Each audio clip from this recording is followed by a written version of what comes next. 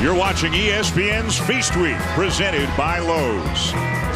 What a great few days out here on the islands, both outdoors and, of course, indoors as well, here at the Lahaina Civic Center, the site of the 2022 Maui Gym Maui Invitational. A great field has been narrowed down to two when it comes to the championship game. The Creighton Blue Jays and the Arizona Wildcats. Two top 15 teams, two great offensive teams, and one great basketball game coming your way here in Lahaina.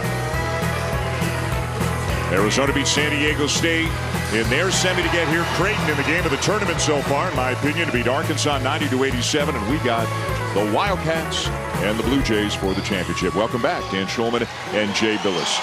We knew no matter how it turned out, there would be some great games this week.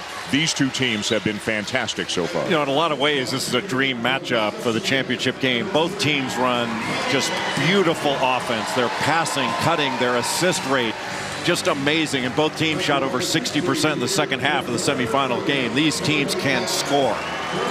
And you can see the recent champions here at the Maui Gym Maui Invitational. Let's start with the Blue Jays and a couple of guys who lead the way for them. Well, they lead the league in Ryans. Ryan Nembhard and Ryan Kalkbrenner. Ryan Nembhard was spectacular in the semifinal against Arkansas. Had 25 points, 6 rebounds, 5 assists, ran the show essentially at both ends of the floor and elevated above the rim. And Ryan Kalkbrenner, an outstanding shot blocker, shot changer, rebounder, and really effective at running the floor. Able to protect the rim without fouling. He had 21 points in that semifinal game against Arkansas, but he's going against a formidable front line in Arizona. Right, so that's the guard-big combo that excels for Creighton. What about the guard-big combo that excels for Arizona? Well, Kirk Risa at the point, one of the best passers and one of the best shooters, shooting 55% from the field, and you put him together with Azuolas Tubelis, who has been fantastic, not just in this tournament, but all season long. Tubelis runs the floor as well as any big guy in the country. NBA, college, high school, you name it. And really the key matchup in this game is going to be Azuolas Tubelis and Arthur Kaluma. Kaluma is going to have to guard Tubelis and have to deal with those random duck-ins and angles that Tubelis likes to get in the lane, and the way he relentlessly runs the floor. Just relentless in changing ends. The Blue Jays have averaged almost 85 points per game in the season. The Wildcats almost 101. Between the two teams, they've got 11 players averaging double figures so far. 5 for the Blue Jays, 6 for the Wildcats. Arizona in home white. Creighton in a very cool kind of alternate blue that they wear 3 or 4 times a season. Brent Hampton, Lee Cassell, and Vern Harris, the officials, and Kirk Risa and the Cats. Brought to you by Hawaiian Airlines. We begin with the Blue Jays. It starts at the point with Nembhard. Baylor Shireman, the transfer from South Dakota State, having a great tournament as Nembhard finds Kalkbrenner to even it up. The rebound to Shireman, an excellent rebounding wing. That's going to be a big factor in this game. And he's got incredibly deep range as well. Ooh, Risa reaching in. The ball never got tied up. They play on, and Nembhard drills a long 3. Talk about a guy that just knows. Arizona, the second most possessions per game in the nation. Number 1 in field goal percentage. Number 1 in points per game. And the Blue Jays, no slouches themselves offensively.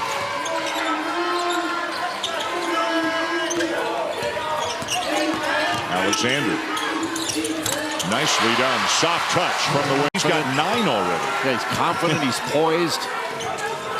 And his conditioning, excellent. Alexander, another soft touch. Just fending off that. It's impossible. I mean, it's just the relentless running of the floor. I mean, that was a pass ahead. The ball's supposed to move faster than the players do, and yet he beats the ball down the court. He just sprints it. He's like the Usain Bolt of big guys running the floor. Shireman. Yes. Made 83 threes. Risa no. Shireman the rebound. Shovel pass Alexander. And Alexander off to a great start for the Blue Jays. Both these teams will pull the trigger quickly in transition. Yeah, Miller bumped him a little bit. Now it's 5-on-4. Ramey down behind the play. Miller, he can really shoot it. And the freshman buries it. He is now 6 for 8 from three-point range on the season. Frederick King is coming to the game. That's him with the ball for Ryan Kalkbrenner in the middle. Sharif Mitchell has taken the spot of Ryan Nembhard. So both coaches have gone 9 deep already. Boy, Alexander, he is shifting. Well, he's made some really tough foul and put guys on the free throw line. Everybody goes back to when the Big East tried it years ago and said it was a disaster, but that's not the measure in my view. So you would be a proponent. I'm for it now, yeah. I just think it keeps your better players in the game. Terrific recovery there by Besar. And here's Ramey. And Kaluma got back and knocked it away. Well, he did that in the game against Arkansas. That is not a random happening. Best bigs in the country. He's terrific. Dives on the floor there, but Ramey comes up with it. And right now in the battle of the bigs, Ballo and Tubelis are outplaying Kalkbrenner and Kaluma. Good pass. Miller. Haven't seen many wide open looks for Creighton. On a basketball.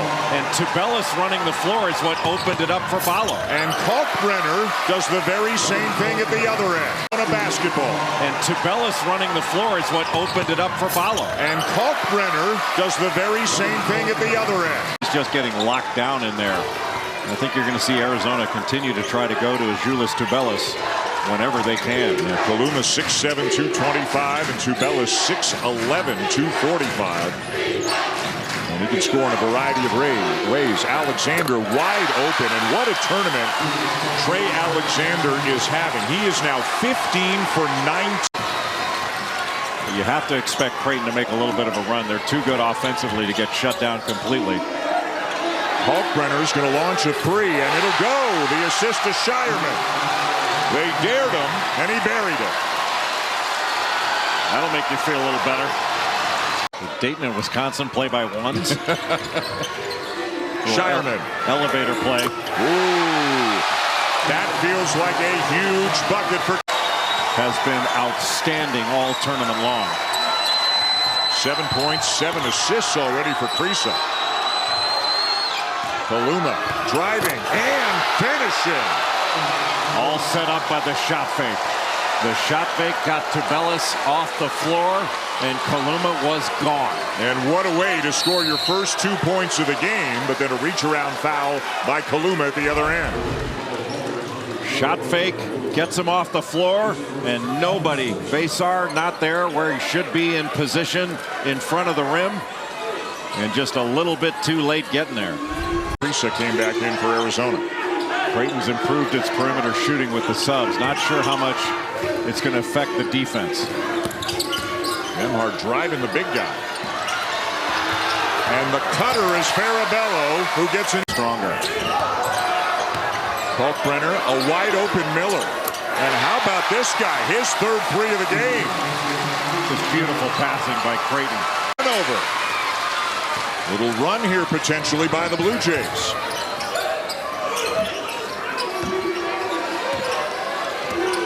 Nembhard drives, stops, and hits.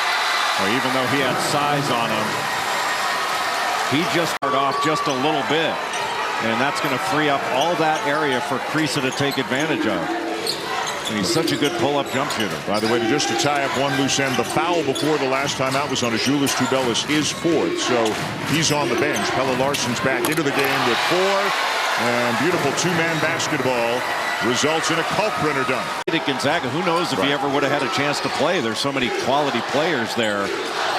But he comes to Arizona and has carved out a fantastic career here. Ooh, and down to the deck hard goes Nembhard, but back up. 5 on the shot clock. And the 3. Paint feeling it. Well, they put Oumar Ballo in that ball screen, similar to what Arizona's been doing to Kalkbrenner with Kriisa. He's not up there, just pull the trigger when you get off the screen. Well, good job by Trey Alexander. And a good job by Baylor Shireman. And how about a quick 5-0 spurt for the Blue Jays to get back within 7. And a timeout taken by Tommy Lloyd. Kriisa chant here.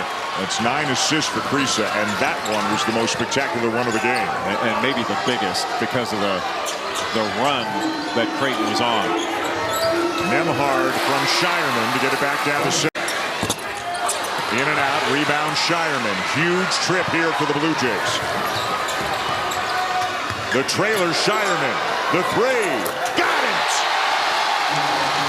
And it's a 4-point game. Interesting to see if Arizona decides to foul. Inbounded to Kalkbrenner. He took a dribble. Nembhard is fouled. Yeah, smart play by Oumar Ballo. But when Kalkbrenner took that rebound, or took that dribble, he dribbled inside the three-point line. So he couldn't take the shot himself. He was wide open.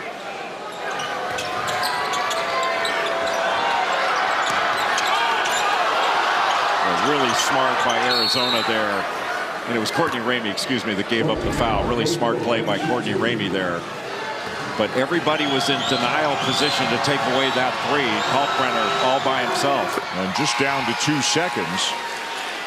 You have to intentionally miss this one. I mean, there's only 2 seconds left, right? You would think so. And the key is going to be getting a good block out on Kalkbrenner. I would pinch down on Kalkbrenner.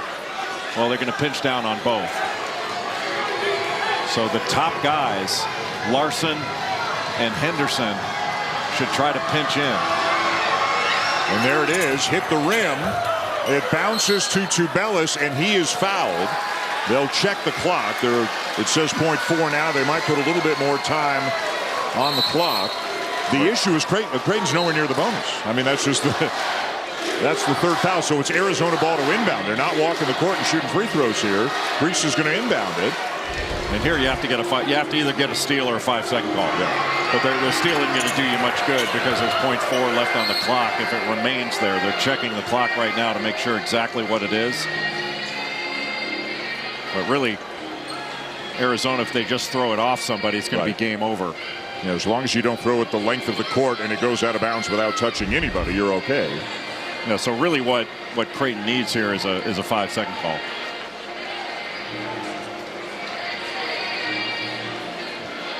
The teams huddling as the officials are deciding whether any time should be put back on the game clock. And for Creighton, with only 4 team fouls, they don't have to worry. I mean, you don't want to grab anybody and get an intentional foul, but you can be aggressive because they call another foul. It's just another inbound with no time going off the clock.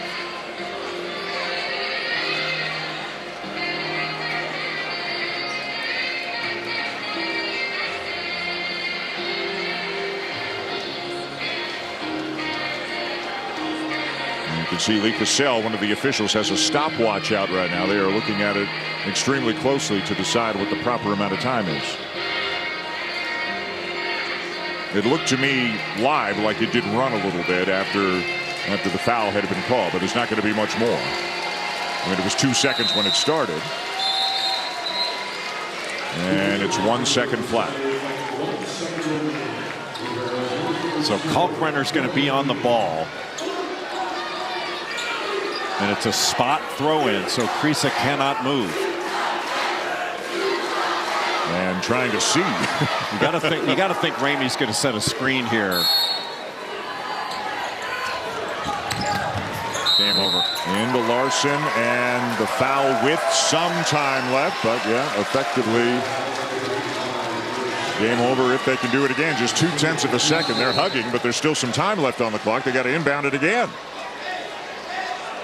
And all you really have to do is throw it off Kalkbrenner and game's over. Which is what Kriisa does, and that's the game. And that is a championship for the Arizona Wildcats in a hard-fought 2-point win over the Creighton Blue Jays. Congratulations.